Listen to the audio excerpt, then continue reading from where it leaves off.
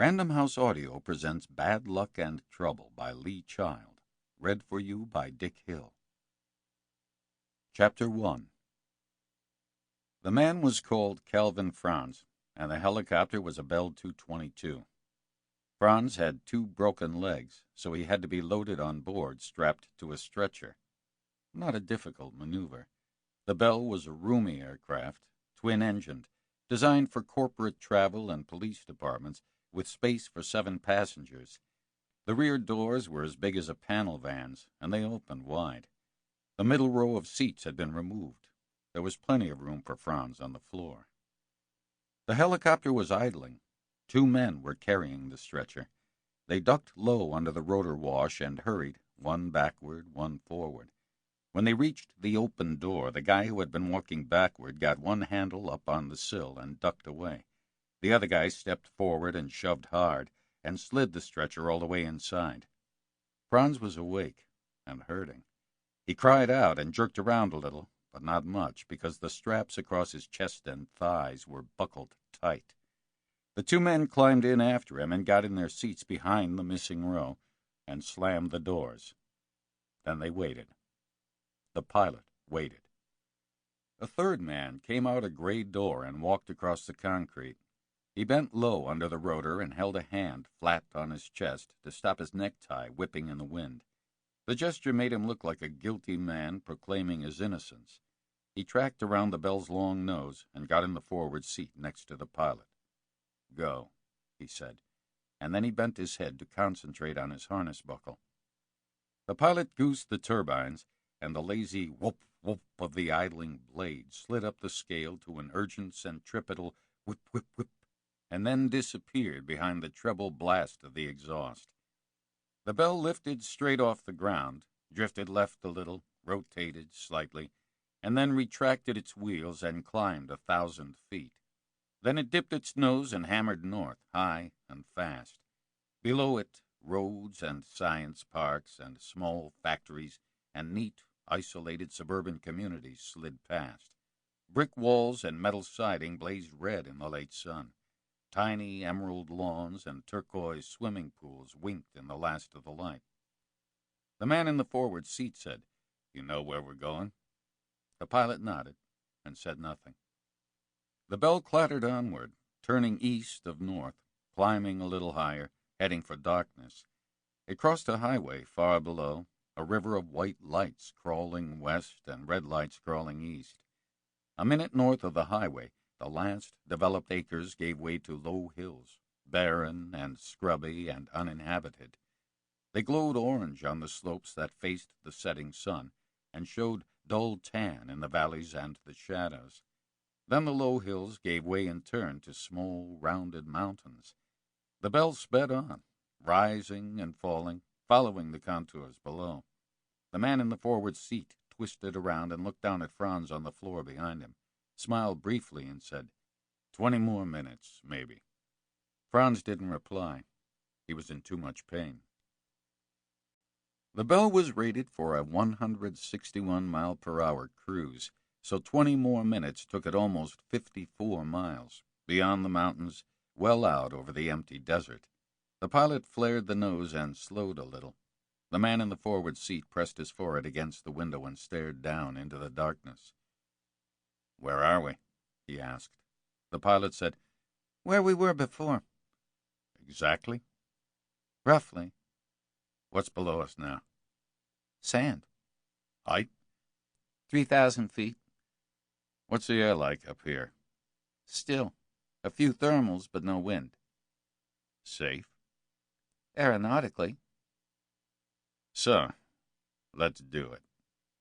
The pilot slowed more and turned and came to a stationary hover 3,000 feet above the desert floor.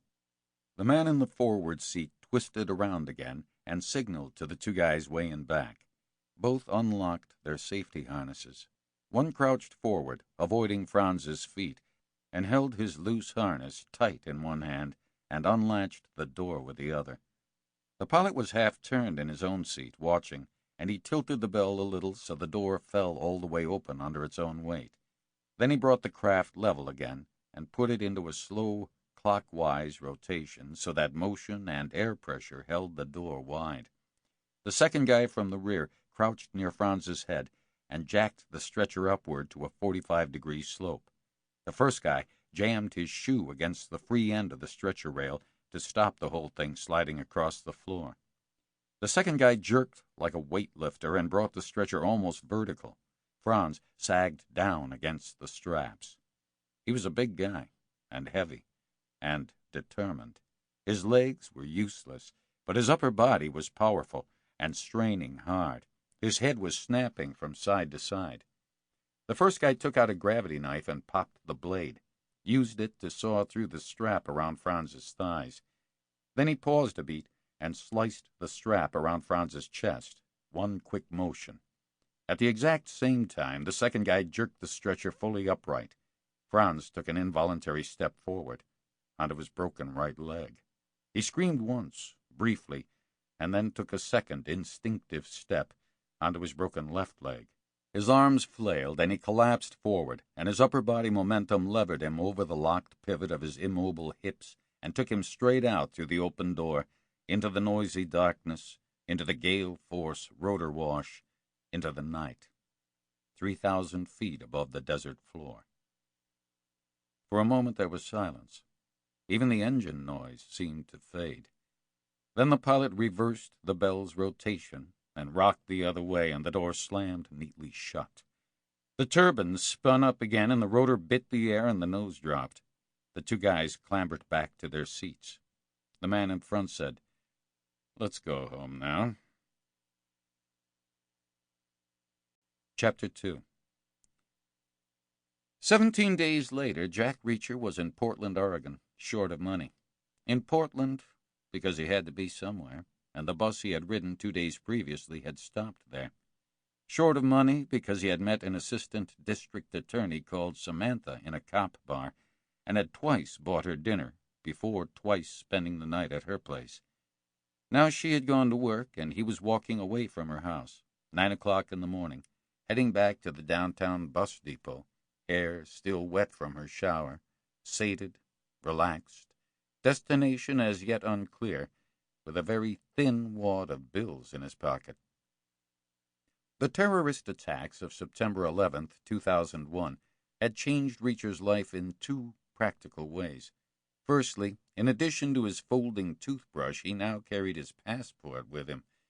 Too many things in the new era required photo ID, including most forms of travel. Reacher was a drifter, not a hermit, restless, not dysfunctional, and so he had yielded gracefully. And secondly, he had changed his banking methods. For many years after leaving the Army, he had operated a system whereby he would call his bank in Virginia and ask for a Western Union wire transfer to wherever he happened to be. But new worries about terrorist financing had pretty much killed telephone banking, so Reacher had gotten an ATM card. He carried it inside his passport and used 8197 as his PIN. He considered himself a man of very few talents, but some varied abilities, most of which were physical and related to his abnormal size and strength, but one of which was always knowing what time it was without looking, and another of which was some kind of a junior idiot savant facility with arithmetic, hence 8197. He liked 97 because it was the largest two-digit prime number, and he loved 81 because it was absolutely the only number out of all the literally infinite possibilities whose square root was also the sum of its digits. Square root of 81 was 9, and 8 and 1 made 9. No other non-trivial number in the cosmos had that kind of sweet symmetry. Perfect. His arithmetic awareness and his inherent cynicism about financial institutions always compelled him to check his balance every time he withdrew cash. He always remembered to deduct the ATM fees, and every quarter he remembered to add in the bank's paltry interest payment. And despite his suspicions, he had never been ripped off. Every time his balance came up exactly as he predicted. He had never been surprised or dismayed. Until that morning in Portland, where he was surprised, but not exactly. Sample complete. Ready to continue?